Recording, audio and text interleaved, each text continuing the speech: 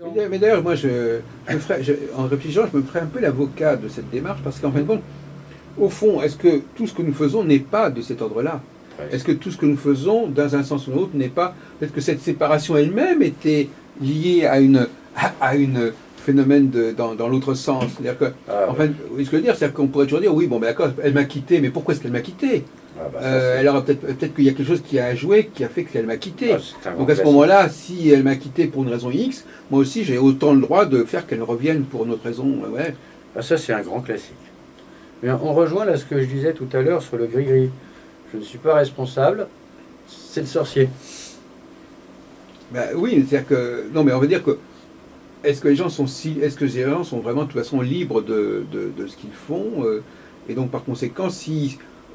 moi, par exemple, souvent, quelqu'un dit... est-ce que les gens ne sont pas toujours sous influence, quelque part quand les gens vous parlent, ils vous répètent des choses qu'ils ont appris à côté, à gauche, à droite, et qui vous ressortent, et qui n'ont pas plus de valeur que ce que vous pourriez leur dire. C'est pas... C'est troquer une influence pour une autre. Tout à fait. Ça, je crois que beaucoup de gens sont conscients, pas tout le monde, mais c'est inévitable. De l'autre côté, là où les problèmes se posent, donc, on va garder l'aide au retour d'affection comme base. Voilà. Donc il y a ces rituels qui sont basés plus sur les lois d'analogie. On va en fait recréer la scène du retour d'une manière symbolique. Ouais, on va la visualiser. La visualiser, soit la symboliser avec une pièce de base, hein, je prends un stylo. Vous faites avec une poudre particulière. Poudre de sympathie. Non, voilà, 2 cercles. Vous mettez ici une bougie qui va symboliser le monsieur, une bougie qui va symboliser la dame. Vous commencez votre rituel en établissant votre cercle de protection, etc. etc. Premier envoi, et vous la bougie, de là, vous la passez ici. Vous continuez votre rituel, et là, au final, vous la passez là. C'est un rituel très simple à mettre en œuvre que j'ai utilisé. Et surtout celui-là, je l'utilise et je le fais utiliser parce que j'aime bien que les gens soient actifs, même s'ils sont un peu réticents. Eux-mêmes, ils vont répéter l'opération tous les jours chez eux, de faire avancer le phénomène de rencontre, de partir de l'éloignement vers le rapprochement. Tout à fait. Bon, ça c'est un rituel, je dirais, par analogie. On met en scène ce qui doit arriver. Oui. Sur un mode graphique, symbolique. Alors ça, sur le plan moral, ça ne me chauffe pas. Non. Ça ne me pose aucun problème. Parce qu'à ce moment-là, on n'aurait pas le droit de penser à quoi que ce soit. Voilà. Quelqu'un qui veut que l'autre revienne, il fait déjà de la magie par sa propre pensée. Tout à fait. Et ça a un impact. Il ne faut pas le négliger. Donc, de toute façon, on en fait quotidiennement, spontanément. Là où même si je le fais, où je suis plus réservé, c'est quand on fait appel à des entités qui vont agir. Ah oui, tout à l'heure on disait effectivement... Et là, on touche à quelque chose à mon avis, un peu litigieux, parce que là, pour moi, ça équivaut à convaincre, ce que je viens de montrer là. Oui. L'autre, ça consiste à manipuler, à imposer. Parce qu'il y a des entités tellement fortes qu'un être humain, à moins d'avoir... un être humain n'a quasiment aucune défense possible. Donc là, la personne va être obligée de... Elle n'a pas le choix, elle va revenir. Ouais. Là, c'est très discutable. Oui. Moralement. Mais... Sauf s'il y a la raison d'État ou... Voilà, dans certains cas. Mais bon, je le fais malgré tout. Oui. Même si j'ai des fortes réserves. Mais j'essaie toujours de dissuader. Mais c'est toujours le problème. C'est aussi les astrologues qui disent, écoutez, moi, l'astrologie, je ne m'en sers pas pour ça, mais le client le veut, je réponds. Moi, je ne suis pas dans cette situation, mais c'est vrai que moi, j'entends beaucoup d'astrologues qui disent, bon, théoriquement, c'est pas ça m'intéresse pas. Théoriquement, je pense même pas forcément que l'astrologie puisse le faire, mais les gens viennent avec cette demande, avec cette question. Il y a même des astrologues qui disent tout simplement, nous, on fait ce qu'on nous demande. Oui. Alors, il ne faut pas aller trop loin non plus dans ce sens-là. Non, mais je veux dire, ils sont pas dans la magie. Mais nous, on fait ce qu'on nous demande. Si on commence à ne pas donner à la clientèle ce qu'elle veut, où va-t-on? Eh ben, on va à la rue. Si les élèves ne sont pas, si les élèves on ne donne pas aux élèves qui voudraient apprendre ce qu'ils veulent, où va-t-on?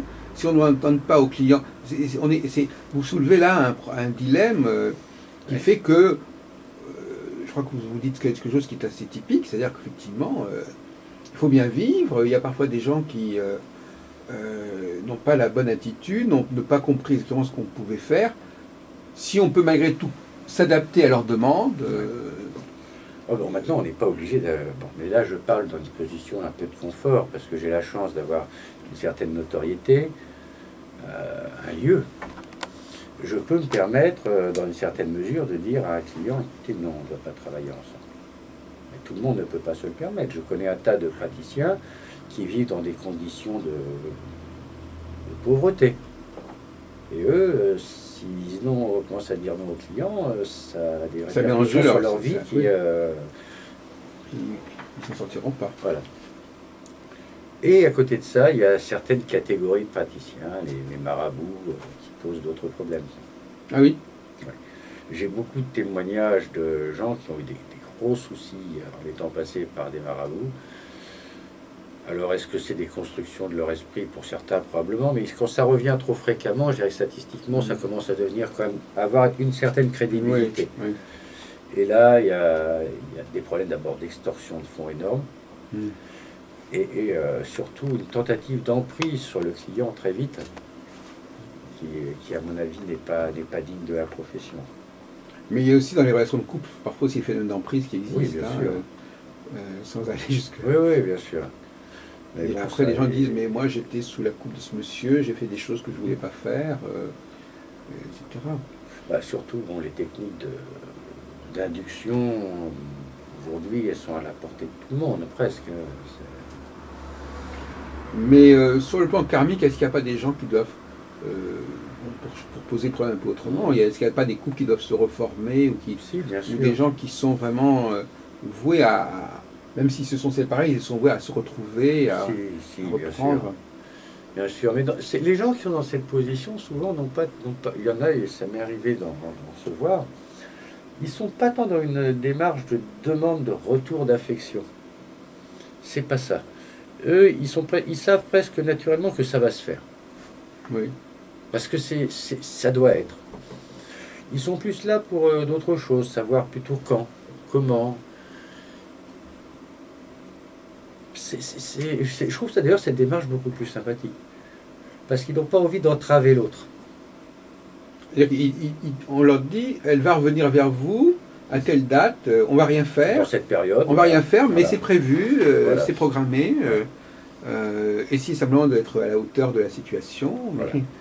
Oui, alors effectivement, là, c'est plutôt le genre quand, c'est le fameux quand. Ah, quand est-ce que mon mari... Il y a des gens qui disent quand est-ce qu'un tel va mourir ou quelqu'un va, mais ils vont pas intervenir. Ils vont pas intervenir, ils veulent simplement... Il y a déjà beaucoup d'astrologues qui sont déjà scandalisés par le... Rien que leur poser la question de savoir quand, c'est déjà trop. En astrologie, c'est vrai que c'est plus facile qu'en voyance quand même. Les transits, les progressions, on a quand même des outils de datation plus précis. Quand j'ai une image qui vient, j'ai pas un calendrier qui est associé. C'est très difficile. Et là, effectivement, je me tourne vers d'autres techniques. Astrologie, numérologie liée, voire certains oracles qui permettent quand même d'avoir une approche, même le Marseille, qui permet de délimiter des périodes. Oui, ce matin, il y a quelqu'un qui m'a expliqué une technique qu'elle avait développée. Elle sort 3 cartes pour les 2 premiers mois, 3 cartes pour les 2 mois suivants, 3 cartes pour les mois suivants. Un peu comme on fait la révolution solaire en astrologie, ou la lunaison. On dit, voilà, c'est les planètes qui valent pour le mois en question, ou pour l'année en question. Tout à fait. À ce moment-là, le tirage va être circonscrit à cette période qu'on aura définie au départ. Oui, c'est une approche. Sinon, le tarot de Marseille, les arcanes majeures, portent des éléments de datation plus ou moins précis. Expliquez-nous ça, oui. On a la rapidité. Tiens. Et on a 3 cartes particulièrement intéressantes. La Lune et le Soleil. Et associées ou non à l'ermite. Qui en fait sont des indicateurs de saison. Tiens. Alors une saison, c'est vrai que c'est 3 mois. Et puis il faut savoir que si j'indique une période, si je dis ça va arriver en avril par exemple, si ça arrive en mars ou en juin, il ne faut pas m'en vouloir. lui demander l'impossible. Mhm. Traditionnellement, on peut associer à la carte du soleil le printemps Oui, et à la carte de la lune l'automne. d'accord. Quand l'ermite vient s'associer à ces cartes, avec cette notion de lenteur, nous avons l'été ou l'hiver. Ah oui, d'accord. Vous avez l'équinoxe, Voilà. et puis alors l'ermite qui va Qui vient faire basculer vers l'hiver, Voilà. ou vers le solstice d'hiver ou vers Voilà. le solstice d'été. Oui, c'est astucieux, mais enfin, encore faut-il que ces cartes sortent. Tout à fait. Et quand elles ne sortent pas, là, on n'a pas vraiment de détermination. Ben voilà. C'est pareil, le tarot de Marseille est très très ancien. Mais ça fait un moment maintenant qu'un certain nombre de personnes qui travaillent avec ont trouvé dans ces deux cartes-ci la tempérance et le chariot quelque chose de très intéressant. Oui. Le chariot, un de ses aspects, c'est le courrier. Mhm. La tempérance, dans un de ses aspects, c'est le téléphone. Et nous avons les mails et les SMS. Bon, il est encore trop tôt pour que ce soit entré dans une tradition. Mais un certain nombre d'indications concrètes dans les résultats semblent indiquer que ça a son poids. Et vous avez trouvé ça tout seul ou Non, vous avez- ça, pas vous l'avez tout. lu quelque part J'ai trouvé ça dans des discussions avec des Ah confrères. oui, oui, oui. Là, je dois aller en Suisse bientôt pour attendez que je retrouve... pour une réunion de tarologues, justement. Une réunion de tarologues, carrément. C'est-à-dire Pendant une semaine, nous avons travaillé ensemble, échangé nos... C'est vrai oui. Justement, je posais la question de savoir si ça existait. Ah, tout à fait, oui. Allez, je revois mes mails. Parce que ça fait un Ça, c'est moment... un scoop parce que moi, on se dit, est-ce que ces gens-là Nous, on a des tas de réunions, des colloques d'astrologues, mais alors des tarologues qui se réunissent pour Alors, échanger leurs qu'est-ce trouvailles. qu'ils m'ont Alors, envoyé ça, c'était... Excusez-moi, c'est Fiona. Je vais avec une cliente fille en c'est une Suisse. il y a un film de tarot, oui. Qu'est-ce qu'ils proposent alors? Comment ils intitulent leur événement? Bah, disons que c'est une amie qui était une cliente et qui est devenue une amie, qui a acheté un lieu en Suisse, près de Fribourg, et qui m'a contacté pour dire, viens, on va faire ça, viens. Donc c'est à la Maison des Anges, donc ça sera quand même pendant 22 jours, assez intense, du 26 et 27 mars prochain. C'est payant, je suppose. Pas pour le... Bon, pour moi, elle a fait... C'est 250 euros. Oui. Enfin, 250 francs suisses, pardon. Oui. On n'est pas en euros. Pour 2 jours, avec l'hébergement, la nourriture, Oui. bon, ça va. Il y a à peu près combien de personnes qui seront là? Là, on devrait être une bonne vingtaine, quand même. Ce sont tous des praticiens? Tous, oui. Et il y a des communications qui sont prévues ou bien c'est des, Bon, il y en des aura ateliers? ce sera des ateliers. De toute façon, on va beaucoup échanger, parce qu'on va être Oui. ensemble. On va probablement rester un peu plus longtemps, parce que là, c'est vraiment le séminaire en tant que tel. Oui. Mais connaissant bien Fiona, qui est un écrivain international bien connu, on va sûrement rester en hôte pendant quelques jours. Tout le monde va parler français là-bas ou c'est Nous parlerons en anglais principalement. Oui, en anglais. Oui. Oui. Ça reste malgré tout la langue obligatoire. Comme à Davos. Oui, on n'a pas le choix. Ah mais voilà, c'est intéressant. Et vous avez déjà participé précédemment à ce genre de... ce genre de réunion, oui, bien sûr. Ah oui. Et c'est très enrichissant parce qu'on ne peut pas tout étudier. Et puis, les Il n'y a, échanges pas de compte rendu, il n'y a pas de pas publication. toujours, pas toujours. Mais il y a énormément d'échanges de savoir, de techniques, pour le plus grand bien de tous les praticiens d'ailleurs. Et au-delà de leurs clients. Eh oui. Bah, même la voyance, toutes les... Bon, là, on va rentrer dans un domaine un peu plus... où je vais rester un peu plus discret quand même. Oui, faites attention. Oui. Certains ordres sont extrêmement discrets, mais se réunissent et sont aussi des sources de savoir importantes. Je pense à l'OTO en particulier, qui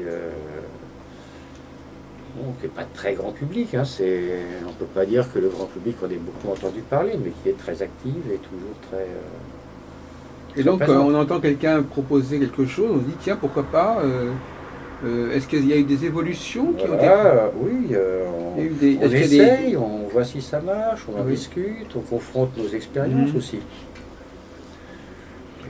C'est presque un peu comme les psychanalystes qui se réuniraient comme ça. Dans oui, ce sont des séminaires. Par exemple, l'utilisation conjointe du tarot de Marseille et de l'oracle Béline. Ce sont des sujets qu'on peut aborder aussi à ce séminaire. Oui. La combinatoire du tarot avec autre chose, Voilà. ou les utilisations psychologiques, psychothérapeutiques du tarot. Ou opératoires même. Moi j'ai interviewé il y a quelques temps M. Gilles de Villeneuve. Alors lui, Oui. il utilise le tarot de façon thérapeutique, c'est-à-dire qu'il a des lames qui ne sont pas colorées. Oui. Il demande à ses clients de les colorer et on voit l'évolution du coloriage. Un peu plus haut, là, j'ai un coach. Un coach qui n'est pas du tout dans l'occultisme, ni dans l'ésotérisme, qui vient de temps en temps m'acheter des produits ici, qu'il utilise comme support pour son travail. Oui. Je trouve ça plutôt positif. Là. Pourquoi s'en Donc faire vous parliez des combinatoires Béline, oui, il y a Marseille. Pas tout le monde, mais de plus en plus de gens utilisent conjointement ces outils. C'est vrai. Genre j'utilise le Béline, le Marseille, l'horoscope Béline, pour confirmer, mais moins souvent. Et à côté de ça, j'utilise parfois le jeu de Claude Alexis, mais là c'est vraiment pour du tirage rapide. C'est lequel, Alexis, c'est lequel? C'est de vous à moi. Et c'est Claude Alexis? C'est oui, celui-là, oui. D'accord. Oui, oui. C'est un oracle sympa. Bon, c'est pas ce que je préfère, mais il a quand même des qualités. Je peux pas dire l'inverse. Et par ailleurs, mais là, on entre dans une autre dimension un peu. J'utilise des jeux un peu différents. Moins pour l'avenir événementiel que pour essayer de guider un peu les gens sur le plan de leur évolution personnelle. Oui.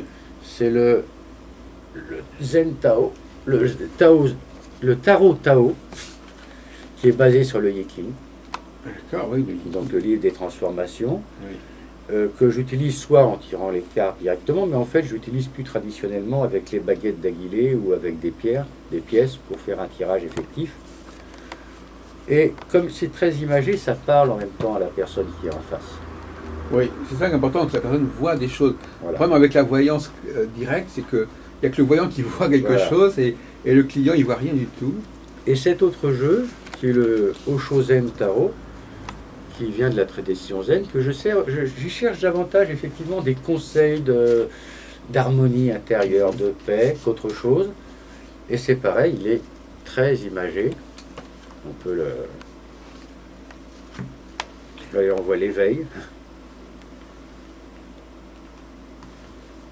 Donc chaque tarot a une fonction particulière. Voilà. C'est curieux parce que il y a des coïncidences étonnantes parce que ce matin j'ai discuté pendant 1 heure avec Elérina et qui m'a parlé un peu de la même façon. Elle avait un nombre de chaque jeu servait pour une chose particulière. Elle avait décidé, c'était pas la fonction forcément du tarot lui-même, mais elle l'avait déterminé à son niveau comme étant celle-là. Tout à fait. Et après, à portée de main, j'ai d'autres outils.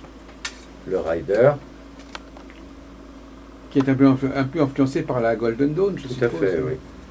Vous avez aussi l'oracle. J'ai le manuscrit, mais je m'en sers plus, c'est un passage. Et j'ai le Rider en grand format pour les cours. Je donne principalement des cours individuels, c'est ce que je préfère. Oui. Ah oui. Mais il arrive parfois que, ou une conférence, ou un cours individuel, un cours de groupe, ça peut être utile. Voilà, j'ai acheté le Giant. Avec des cartes, pour pouvoir parler et montrer les cartes. Et à côté de ça, j'ai des outils que vous connaissez sûrement. Évidemment, les éphémérides, oui. Qui sont, même si j'ai tout ça sur ordinateur maintenant, je garde encore mon vieux tampon. Ah oui. Oui, il est quelque part là-dedans. Parce que vous-même, votre carrière on dirait que vous avez commencé à la naissance, enfin, votre initiation à l'astrologie, elle date de combien d'années? L'astrologie, ce n'est pas par là que je suis venu en premier. L'astrologie, ça va faire pour baliser un peu dans le temps. Une quinzaine d'années à peu près. Oui, d'accord. Et ce n'est pas central dans ma démarche. Non. Mais je trouve que c'est un bon complément. Et vous l'avez appris par vous-même? Vous avez suivi des cours? J'ai utilisé les livres que j'ai trouvés sur le marché. Et après, j'ai commencé à établir des statistiques. Je crois, comme tous les astrologues, je pense. Vous n'êtes pas passé par un enseignement oral? Non, pas dans ce domaine. Dans d'autres domaines, oui. En magie en particulier. Oui, on peut supposer. Parce que là, c'est difficile. Les livres n'amènent pas. C'est intéressant, mais ça ne sert pas à grand-chose en tant que tel. Et le lieu où nous sommes, il existe depuis longtemps, monsieur Claude Ah, Bellamy? oh non, là, c'est très récent, ça fait 1 an et demi à peine. Avant, j'étais à mon domicile avec un cheval sur Paris, un pied à Paris et un pied à Londres. Ah oui?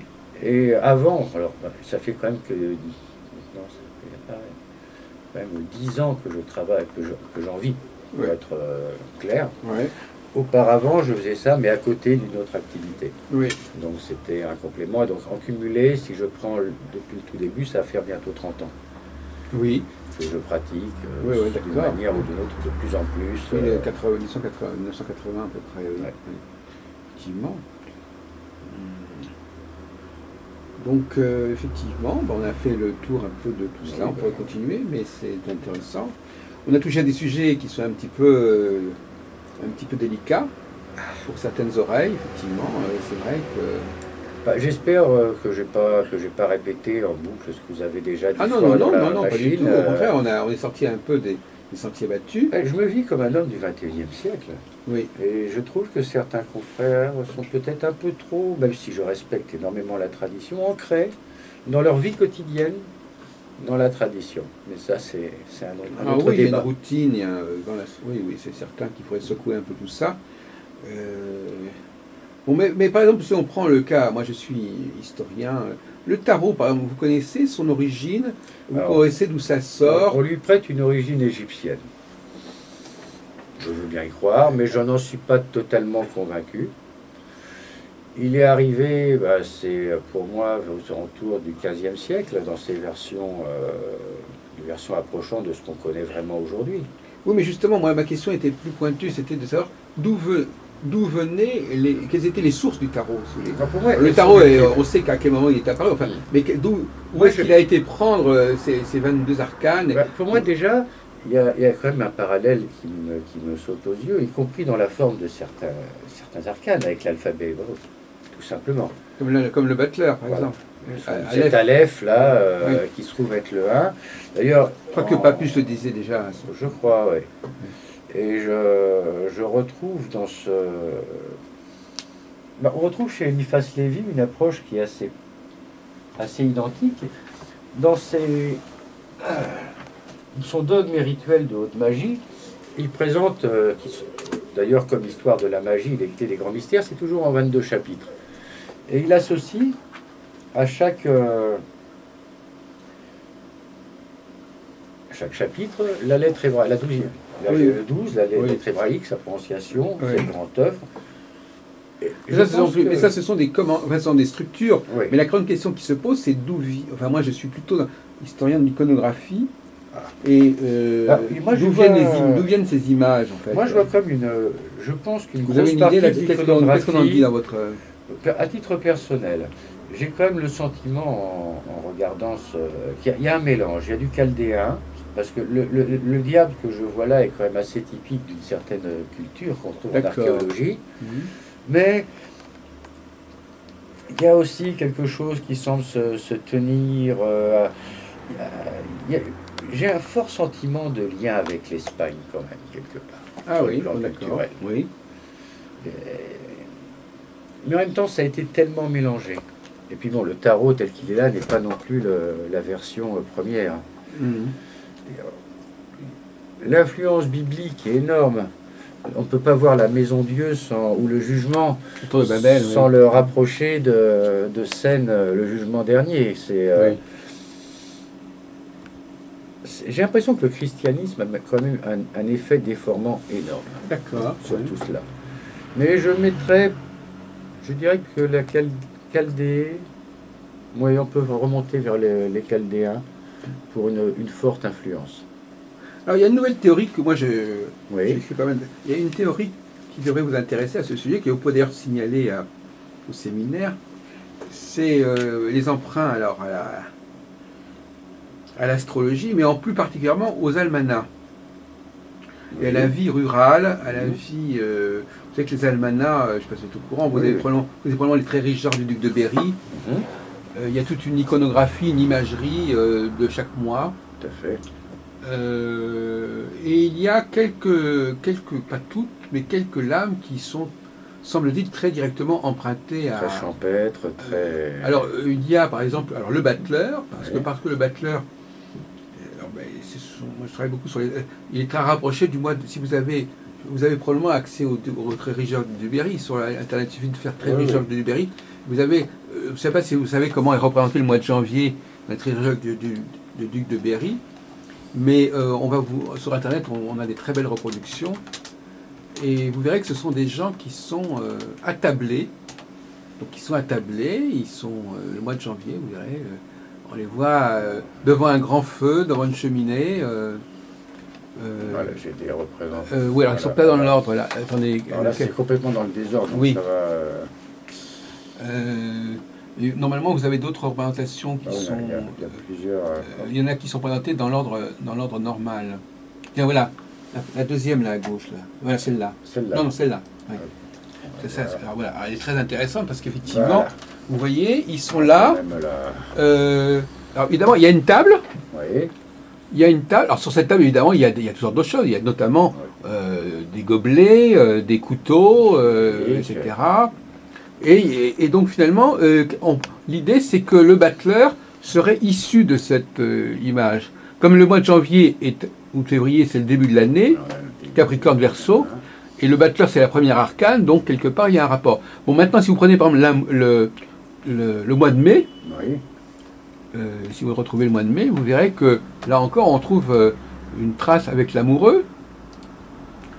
Alors, est-ce que ce sont deux personnages qui sont... Est-ce que je peux taper comme ça, mais ça sera peut-être plus simple. Ben, ce serait mieux, parce que... Voilà, la deuxième, là, je crois. Celle-ci. Non, en dessous. Voilà. Celle-là. Le mois de mai. Voilà, donc... voilà. C'est un couple, voyez-vous. Voilà, oui. Un couple... il paraît que c'était la saison de mai, c'est la saison de l'amour, un peu de sorte. Et donc, par conséquent... Ça peut se comprendre, il fait un peu moins froid. Voilà, et donc c'est une tradition très ancienne, c'est le mois des amours. Et donc l'amoureux, on voit aussi deux personnages, voyez-vous. Ouais. Mais vous avez des cas encore plus subtils. Si vous, par exemple, vous prenez le pendu, et que vous prenez, alors c'est pas dans les Tréri Georges de Duberry, mais dans d'autres traditions du mois de décembre, vous voyez qu'on tue le cochon. Ça fait, oui. On le pend, on le pend. Vous avez employé vous-même le mot pendre. Oui, oui, tout à fait. Donc en réalité, on suspend le cochon, la tête en bas, à une échelle, par exemple, pour le faire... Bon, or, on retrouve le pendu. Tout à fait. Voyez-vous, donc il y a des choses comme ça. Par exemple aussi, des cas qui sont plus évidents et à la fois moins évidents. Bon, par exemple, la mort, par exemple, c'est le moissonneur. Tout à fait. On voit le moissonneur. Le fait, l'arcane de la mort... ça peut être issu aussi de cette imagerie, de même que le chariot, ça peut être la charrue. Mais enfin, la mort, là, on voit très bien. On voit, alors là, sur les Tréri Georges de Duberry, on voit des gens qui ont carrément une faux. Oui. Voyez-vous, donc il y a des origines de ce genre. Ça mérite d'être creusé, en effet. Mais j'en suis pas vraiment étonné, c'est tout à fait possible. Il faut savoir que bon... Là... Comme le zodiaque aussi est issu de cette même tradition. Des imageries de l'almanach. À la base, le zodiaque, quand même, au départ. Ah ben, le zodiaque, quoi. Ah oui, cher monsieur. Alors justement, le zodiaque, c'est qu'il y a 12 signes. Ouais. Il y a 12 signes, parce qu'il y a 12 rencontres Soleil-Lune. Ah. Et donc, par conséquent, les Tréri Georges de Duberry sont fondés au départ sur les 12 mois, qui sont liés eux-mêmes au mois lunaire. Après, c'est décalé. Bon, les almanachs maintenant ont bien changé, mais on retrouve toujours quelque chose qui est... la vie rurale est première. Absolument. C'est pas forcément la météorologie, c'est aussi les traditions qui étaient greffées sur cette vie rurale. Là, je prends un almanach de la sorcière, par exemple, qui est un livre que je trouve très beau par ailleurs. Il y a peut-être tout ce que je cherche, à chaque page que je vois, qu'est-ce que je vois? Je vois des loups, je vois de la nature, je vois des forêts. Oui. Mais ce qui est assez étonnant, monsieur Desmollets, c'est que la plupart des astrologues ignorent cette iconographie. Ah. Non, mais c'est vrai, ils parlent du zodiaque tropical, du zodiaque des saisons, etc. Et en réalité, ils n'ont pas connaissance de la tradition des représentations, des mois. Et où ça fait partie des problèmes, de même que par exemple, les maisons astrologiques, le tarot semblait aussi. On a rapproché aussi le tarot Tout à fait, il y a une d'une tradition de l'iconographie des maisons astrologiques telle qu'elle existait encore au XVIe siècle. Il y avait des roues. Bon. Et là, par exemple, la mort, la maison de la mort est représentée par la mort. Donc là, la similitude est assez évidente, mais il y en a d'autres. La maison 7, ça peut représenter aussi l'amoureux. Enfin, je veux dire, il y a des passerelles entre les almanachs, l'astrologie, le tarot. Tout à fait. Maintenant, ensuite, c'est que ce qui m'inquiète un peu, c'est de voir des gens assez jeunes d'ailleurs venir ici et acheter des tarots un peu fantaisie. Et là, je me dis qu'ils vont peut-être passer à côté d'un discours, d'un langage, d'un échange. Alors, j'en vends, donc je ne peux pas dire non plus. Paradoxalement, je me ferai un peu l'avocat du diable, paradoxalement, un document nouveau est plus satisfaisant qu'un document ancien, parce que le document ancien, on a perdu sa clé. Ouais. Donc, le tarot manga, j'hésite quand même. Oui. Donc, je veux dire qu'en fin de compte, parfois, c'est plus sain d'avoir quelqu'un qui comprend exactement ce qu'il dit, même s'il en est l'auteur. Au moins, on comprend ce qu'il a voulu dire, que d'accepter quelque chose qui est très ancien, mais qui a peut-être pu être corrompu, qui a peut-être pu être déformé. Ou le sens des mots a pu changer. Et donc, on ne sait plus très bien comment il fonctionne. Donc là, c'est un dilemme. Moi, je pense que dans ces cas-là, il vaut mieux parfois avoir affaire à quelqu'un qui comprend ce qu'il fait, même si ce qu'il fait n'est que de sa propre œuvre. L'idéal, c'est évidemment de retrouver la tradition originelle, mais ça, c'est pas toujours possible. Judy Carlisle, c'est un auteur britannique, dans ce Element Encyclopedia of 1000 Spells, fait un gros travail au début où elle explique juste, elle parle de tout cela, bon c'est sommaire, mais où elle explique qu'en fait les mots qui étaient utilisés, aile de dragon et autre chose, en fait on pouvait faire des parallèles aujourd'hui, et elle remet tout ça à sa sauce d'une manière fort intelligente. Oui, m'a montré le livre alors. Alors je le conseille, mais voilà. Je ne suis pas sûr qu'on le trouve en France, c'est toujours pareil. Non, mais enfin, autant que les gens le sachent. De toute façon, nous, on nous lit, on nous suit dans le monde entier. J'ai toujours un pied à Londres, j'envisage même dans quelques années d'avoir le clone de cette boutique dans Londres. Ah ben écoutez, je vous le souhaite. Et de passer de l'un à l'autre. Ça s'appellerait The House of the Old. Oui. Mais vous parlez l'anglais aussi bien que le français, oui. Bah, aussi bien, ça serait prétentieux, mais disons que je le parle couramment. Oui. Ben, vous savez que nous, on a aussi enregistré en anglais beaucoup de choses. On aurait pu aussi avoir l'entretien en anglais. Oui. Et j'ai des clients de façon, je reçois des gens d'un peu de tous les pays où l'anglais de façon est indispensable. Oui, pas moyen de faire autrement. Et à une époque, vous aviez ces deux, vous travailliez à la fois à Londres et à Paris. Mais là, c'était sur autre chose. Ah oui, je trouve que j'avais une activité professionnelle qui me faisait passer de l'un à l'autre assez régulièrement. Est-ce que vous pensez que les Anglais ont la même approche de ces questions que les Français Je les trouve moins ouverts en ce moment, paradoxalement. Ah oui. Ils sont beaucoup plus ouverts à tout ce qui est magie, tradition magique, ésotérique. Et par rapport à la voyance, je les sens moins disponibles depuis quelques années. C'est un peu par contre, voilà, je dirais qu'à Parapsy en Grande-Bretagne, on aura le droit de parler des travaux, mais pas de la voyance. Oui, bon, c'est une caricature, bien sûr, mais... Non, vous avez raison, parce que d'une certaine manière, quand on est dans une activité très volontariste comme la magie, au fond, on fait les choses comme on a envie qu'elles soient, et on n'a pas besoin on peut à la limite transgresser tout le reste. On veut dire qu'on peut très bien ne pas tenir compte de ce qui est indiqué, puisque de toute façon... Et puis il y a aussi une autre chose que je pense qui est actuellement très discutée dans les milieux astrologiques, c'est la différence entre les changements qui sont des changements correspondant à une logique interne et les changements qui sont des changements accidentels, si vous voulez. Tout à fait, oui. Or, il y a des gens qui préfèrent suivre leur chemin et qui, au fond, veulent négliger les aléas qui pourraient se produire sur leur...